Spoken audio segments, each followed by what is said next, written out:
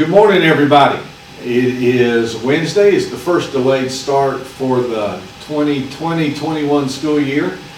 Some of our academic department, myself, Dan Matthews, the Director of Secondary Education Professional Development, and Ginger Cato, Director for Elementary Ed. And Merriman Nichols, Director for Intervention and Enrichment.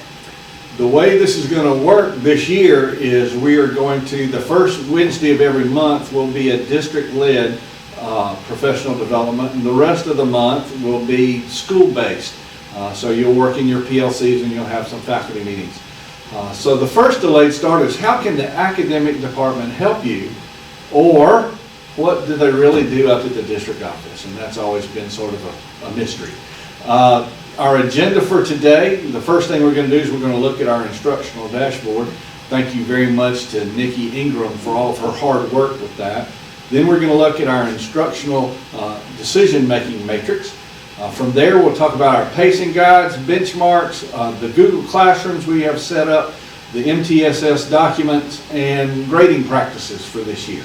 So with that, I'm going to turn it over to Ms. Nichols. Good morning. I am glad to be here with you. You guys, the KCSD dashboard is a plethora of information. If you were looking for things such as teacher resources, information about our curriculum guides, information about important guides such as our literacy plan for KCSD or the MTSS guide, codes for all of the Google Classrooms are stored there, Letterland materials for elementary folks are stored there, COVID skills gap when we work to look at the gaps that this unique situation has created. And our strategic plan is there. There are many, many resources there. So if you can't find something, check that out first. The next important piece that I wanted to share with you all this morning is our KCSD instructional matrix. ETS and instructional team worked this summer to prepare that for you all. There's some great hyperlinks there that will help you guide you through the components of just putting together that solid face-to-face instruction as well as virtual instruction this year. And I hope you guys are able to research some of that and kind of go through and see what you can find that might be helpful to you as you build your lessons this year. One of the things that I'm particularly proud of is the work that we've done in this all of last year as well as into the summer and really spring and summer is our pacing guides. We've changed the name and call them not pacing guides but curriculum guides for you. Some of you are getting hung up on the pacing piece because we want you to do what you do best, and that's to teach your students as they come into your rooms. And this year is going to be particularly unique. So those curriculum guides are there for you.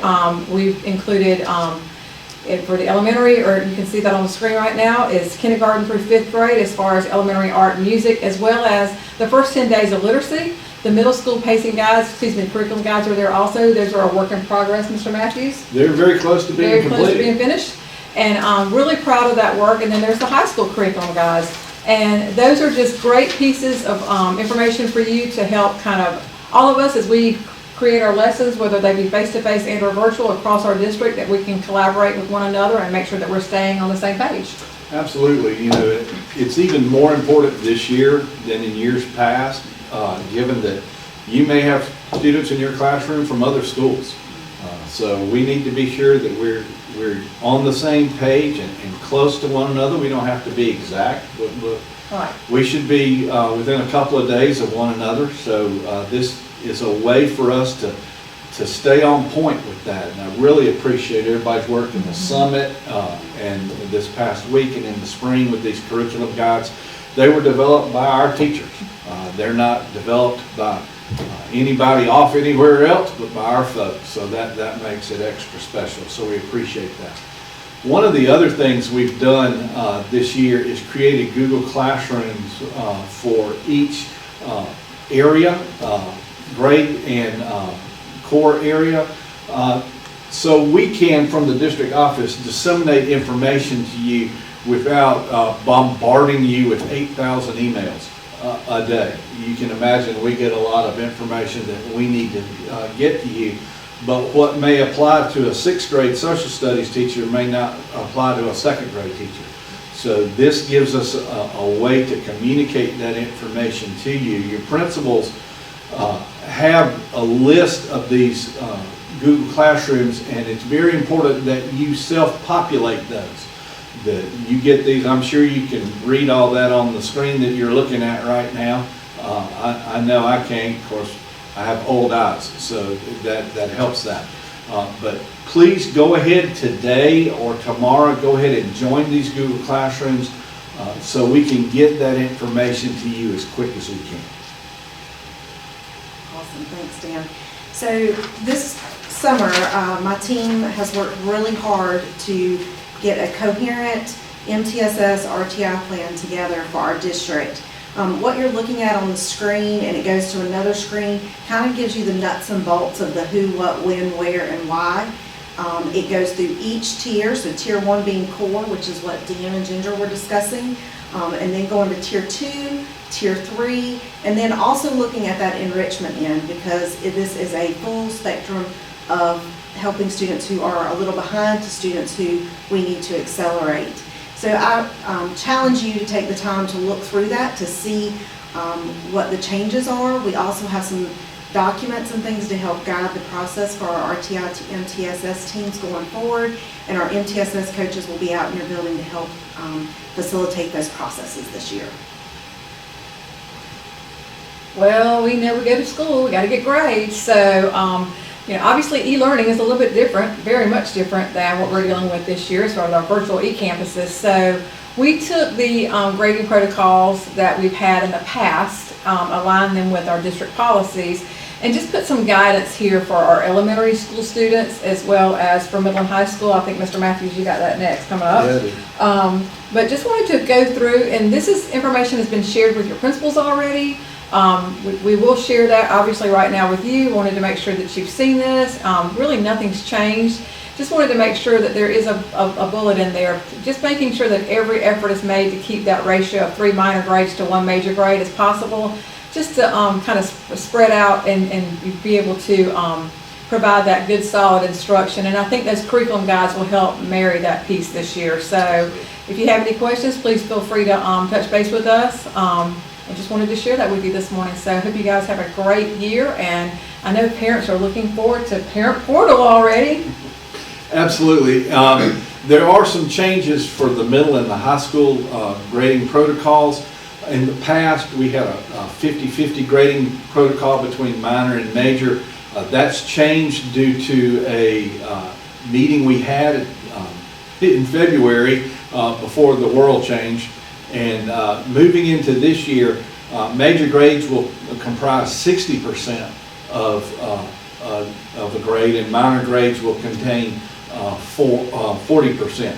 We want to be sure that there are still 12 grades, a minimum of 12 grades per quarter.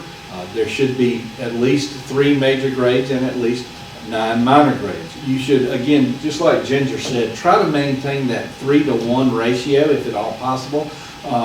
If you don't, you tend to screw up the internal weighting within the percentages. So try to be sure you get that taken care of. With getting the grades in, you still have 10 calendar days from an assessment to get that into Power Teacher, Power School, and get that done as quick as possible. You know as well as I do that parents stay on that parent portal a lot, and they will call in a heartbeat if that grade isn't in as quick as possible. There were some changes to the middle school related arts faculties as far as the grading. Still 60-40, but within the first and third 9 weeks, they only have to have 9 grades. And in the fourth 9 weeks, there needs to be a minimum of 7 grades. Again, your principals have this. For the virtual students, if you are synchronous, then the virtual students' grades have to be in just as their face-to-face counterparts. So there is really no difference with them. With asynchronous students, however, they have to turn their grades in towards the end of the week. Your principals are going to discuss this with you. There is an attendance piece of that as well. That's how they're determining their attendance. So, and again, your principals will discuss that with you in greater depth. I want to be sure that we are cognizant of the fact that some of our students may have some technology issues, so they're supposed to contact you as soon as possible if they are synchronous or asynchronous and have problems with technology. We know that the first week or two, we will be ironing some kinks out. I'm sure that across the United States, Google is probably overwhelmed a little bit today as everybody gets back to doing what they're doing.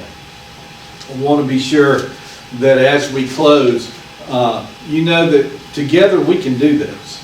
There's nothing that we as an instructional team, be it here at the district office, but more importantly at the schools, we can do this. And together we got this. We are here to support you in any way.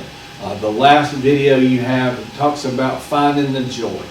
And I would encourage you as we begin getting back to normal, whatever normal looks like now, that you find the joy in what we do every day. Seeing the smile on the faces of the kids, or whether it be face-to-face or virtual. But, And under a mask. Or under a mask, because we all have our masks that we have to wear Right. to be Like safe. this. Like this. So mask up, right? Mask up, wash your hands, and if we can help you, Yep. we're here for y'all. Thank you so much. Have a great rest of your day.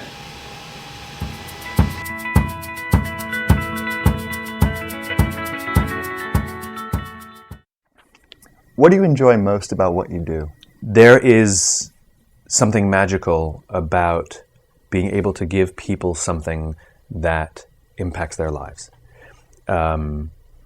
It's more powerful than, throwing a few coins in the cup of someone homeless. It's when you go and, build a house for somebody who doesn't have a home. It's that kind of thing. It's being in service to someone, and being able to give your time and give your energy to people and to see them. I mean, live. You see them come alive, and when people come up to you, it's funny. People say the same thing to me, because you've probably heard this 100 times. They say, and it doesn't matter, because every time I hear it, it's what fuels me. That's magic.